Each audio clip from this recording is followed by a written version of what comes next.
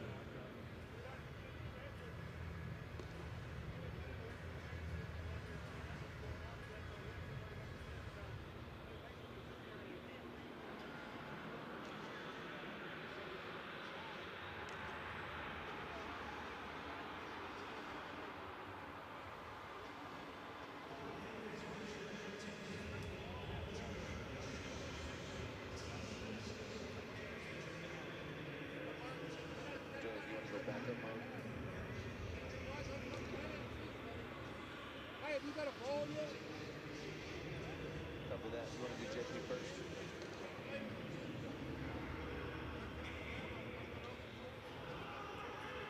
Got it. Understood. Can I do JP? Same procedure.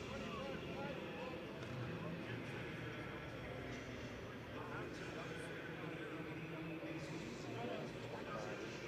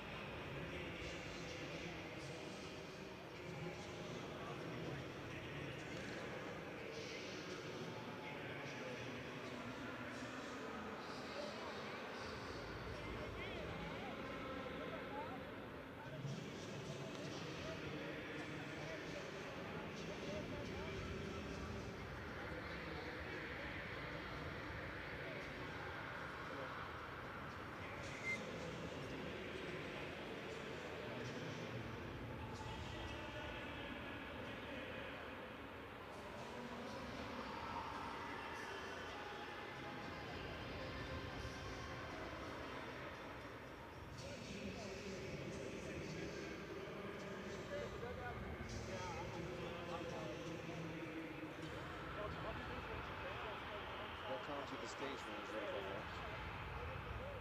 Correct. Probably 30 seconds-ish. We can start up top. Ready, 50.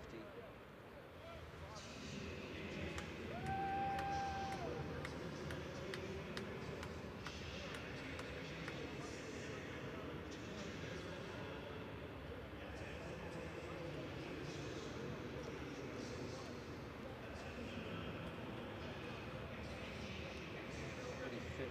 Take 50. We don't want to do show and tell or just go and that counts as show and tell. Okay. Ask the stage manager to have Rich local.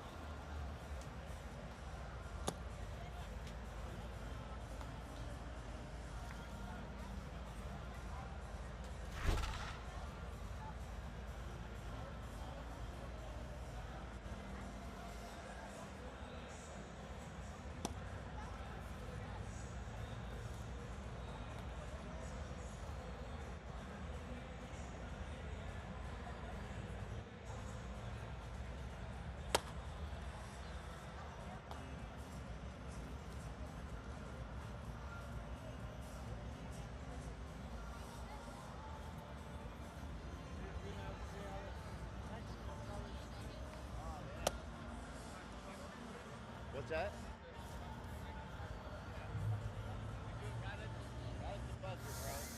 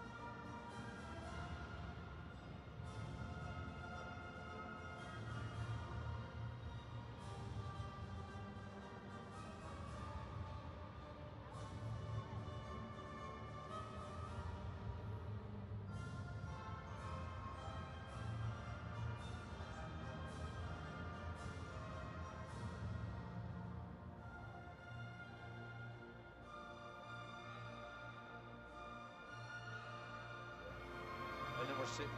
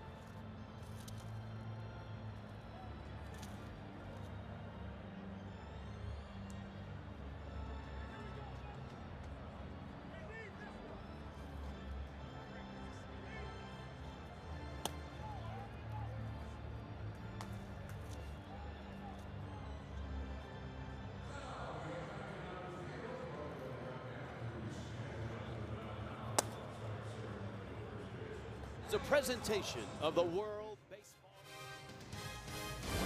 USA! USA!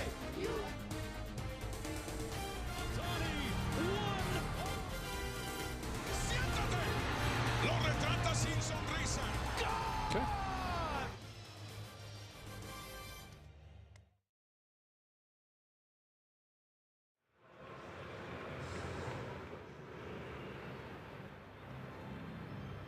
Set wide, ready moves and theme music. Roll wide. Just all Mike's music, ready spot, we can run spot.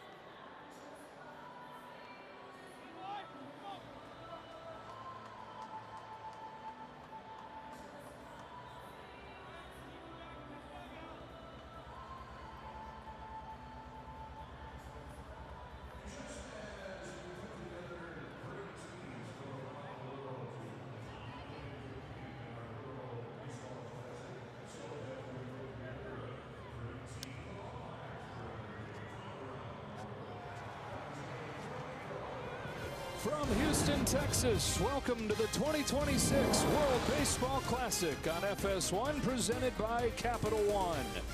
After the intense win against Mexico last night, Team USA tries to finish off a 4-0 run through pool play, tries to clinch his spot in the knockout round as they take on Team Italy. Tough decision at shortstop, and so Mark DeRosa puts both those guys in the lineup. Gunnar Henderson's going to be at third tonight, joining Bobby Witt, Aaron Judge, and company as we welcome inside Joe Davis with the Italian-American Hall of Famer John Smoltz as we get ready here for the finale of pool play. And for Team USA, losing in the championship game in the last World Baseball Classic, they said this time was going to be different, and that was because of the pitching. And so far, that pitching's been ridiculously good. Yeah, it is. And they've got some of the young studs to commit and pitch, and that's part of the reason. They're on a mission, and the mission is to prove why they're one of the best teams in this tournament. And to do that, they're going to have to pitch like this. Offensively, they're going to score. But when and if they get out of this round, they're going to get a lot tougher competition.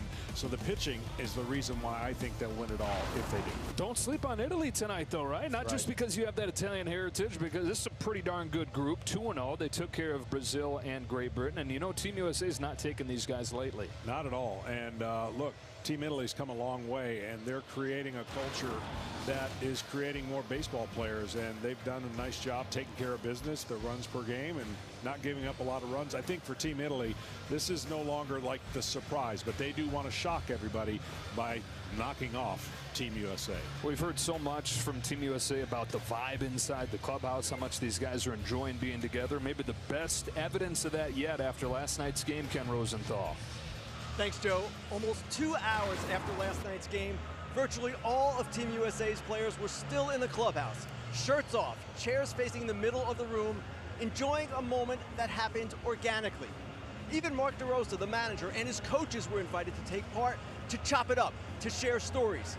It was a scene out of baseball's not-so-distant past, one you rarely see anymore. Players today typically leave the clubhouse shortly after the last pitch, but this group has formed a special connection, a special trust in one another. How does it translate on the field? DeRosa said it's simple. No one wants to let the guy next to him down. Joe? All right, Kenny, and somebody brought up to Mark DeRosa, you know, anytime that you start talking about these intangible things, people will roll their eyes and say that doesn't matter, but you've been there. What does that mean when you're sitting there with your teammates hours after the game? What does that do for you once you get onto the field? Well, and no one who's never been part of a team would understand it. They just think it's kind of like, you're just saying that to say it. There is so much connectivity that when you step on a field, there's a lot of egos, there's a lot of alpha males in there, but when you come together, you do pull in the right direction. You're not just worried about yourself, and you care about your teammates. So this tournament brings that about quickly for the Team USA, and they're thriving off of it. Well, we talk about the pitching being so good so far. We've had 2 Cy Young winners the last 2 games. Logan Webb, a 2-time All-Star, the first game of this run for Team USA. This is Nolan McLean, who most people probably have not yet heard of, but he made his Major League debut last year for the New York Mets. 8 starts. He went 5-1 and opened a lot of eyes in that short time. He sure did, and he's not the typical young pitcher who might be intimidated by this moment. He thrives in it, and look, that's a personality. That's a feeling of confidence. But you see the makeup of all of his pitches. He's tough to sit on. He's got great secondary stuff. He spins it. He creates an angle. And I'm telling you, I can already tell by his warm-up pitches, he is really, really ready for this moment. Just 24 years old out of Garner, North Carolina. And ready to take on this lineup for Francisco Cervelli's Team Italy. Jacob Marcy leads off, and then John Birdie, Major League veteran, hits second. At second base, the team captain, Vinny Pasquantino, is the 3-hitter. Dominic Canzone, Seattle Mariner, hits cleanup and DHs. Zach DeZenzo got a great hand from the crowd here. He's with the Houston Astros, starts at third and bats fifth. Kyle Teal, catcher for the Chicago White Sox. Caglione's the 7-hitter. Antonacci at short, hitting eighth. And Dante Nori, somebody that's opened a lot of eyes in his short time with Team Italy. And there's Francisco Cervelli, more than a decade as a catcher in the major leagues, won a World Series with the New York Yankees, and since retiring and taken over as the manager of Team Italy, he has committed his life to building baseball in Italy. Yeah, pretty cool, and getting the chance to talk to him. Look, that staff's heavy with the catchers. They got catchers galore. But yeah, doing this now for him is a joy and a privilege, and what he really wants to do is get to the next round. Yeah, you mentioned the catchers on the staff. He's got his old Yankees teammate Jorge Posada, who has no Italian heritage. Jorge said he loves pasta, though, and so that was his qualification to be part of the staff. All right, here we go. Team USA trying to clinch its spot in the knockout round. They do so with a win. Team Italy still right in it, sitting at 2-0. And they'll finish things off tomorrow against Mexico. Off we go in the finale for the Americans in strike one as Jacob Marcy hits it foul. I would think Team Italy certainly have resources to watch video and see everything they need to see for the pitching staff of the USA. I think they're going to be aggressive tonight. And the first two swings certainly tell the story. And as this game goes on, it'll dictate what Team Italy has to do regarding their pitching and how they're going to treat this game, because tomorrow's equally as important for them. Could even argue more important. Backdoor breaking pitch for strike three, and we'll dive into those details in a moment as you get to see right there, John, what has people most fired up about McLean. That arm angle, stuff. spin, and break, and it's just hard to kind of settle in on one pitch. He'll change your eye level, he'll change speeds, and for a young pitcher, man, he is composed and doesn't just rear back and chuck it. He's got a strikeout for the first out of the ball game. That makes it 47 strikeouts to just 2 walks for Team USA pitching. That's a strike on John Birdie. Just to finish off that thought about what Italy's playing for tonight versus tomorrow, there's a scenario where they could win tonight and still not get into the knockout round. They could lose tonight, but if they win tomorrow, even after losing tonight, that guarantees that they'd be in. Because then it would just be a two-way tiebreaker, and then it comes down to a head-to-head, which they would have won by beating Mexico. They went to the knockout round in the last World Baseball Classic when Mike Piazza was the manager of Team Italy. You think Italy, how in the world do they have baseball players competing with Team USA, going 2-0 in this event so far? Well, there are 22 players on Team Italy with Major League experience. 21 of those born in USA. Guys of Italian heritage that maybe didn't quite make the cut for Team USA, wanted to be involved in this event, getting a chance with Team Italy. Ned Colletti, the former general manager of the Dodgers, putting together this roster. 2-2 to Birdie is swung on and missed. Another breaking pitch.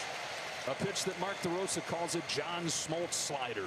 He says that slider is absolutely turning the corner, and it's just a good arm angle. It's got the spin of kind of an Aaron Nola as well, just a little different, funky release. Aaron Nola, by the way, going to start tomorrow's game for Team Italy. Here's the captain of the Italian squad, Vinny Pasquantino of the Kansas City Royals. Guy that George Brett, Royal legend, has dubbed the Italian Nightmare. 32 home runs a season ago for Pasquantino. Third in the American League in runs batted in. It went Aaron Judge, Cal Raleigh, and then Pasquantino.